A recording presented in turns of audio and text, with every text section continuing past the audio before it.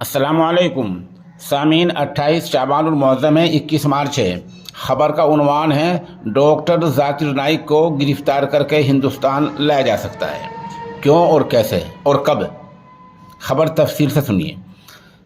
इस्लामी मुबल्लिग doctor Zakir Naik को Amman से गिरफ्तार करके हिंदुस्तान मुंतकिल किया जा सकता है। खबरों में बताया गया है कि डॉक्टर जाकिर नाइक 23 मार्च से अम्मान का दौरा करने वाले हैं।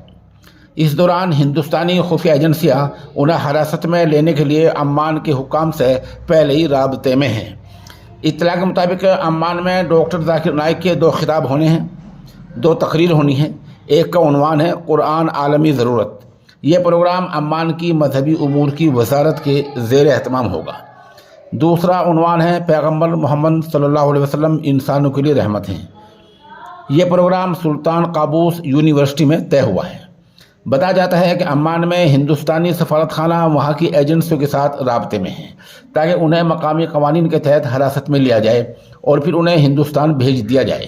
भारतीय खुफिया एजेंसियों के ज़राए ने बताया इस बात का कवी इम्कान है कि मकामी हुक्काम उनकी दरख्वास्त पर उन्हें अपनी तहवील में ले सकते हैं, हिरासत में ले सकते हैं। हिंदुस्तानी एजेंसियों की जानिब से हिरासत में लिए जाने के बाद मज़ीद कार्रवाई के लिए कानूनी टीम भेजे जाने का इम्कान है। ये मामला वजारत खारजा ने अम्मानी सफ़ीर के साथ भी उठाया है। इस तरह अम्मान में हिंदुस्तानी सफ़ीर ने भी अम्मानी वजारत खारजा के साथ ये मसला उठा रखा है। जाकिर नाइक पर इश्तियाल अंगेज़ तकरीर करने, आमदनी से ज़्यादा रुपये पैसे इकट्ठे करने और दहशत गर्दी को बढ़ावा देने का इल्ज़ाम है।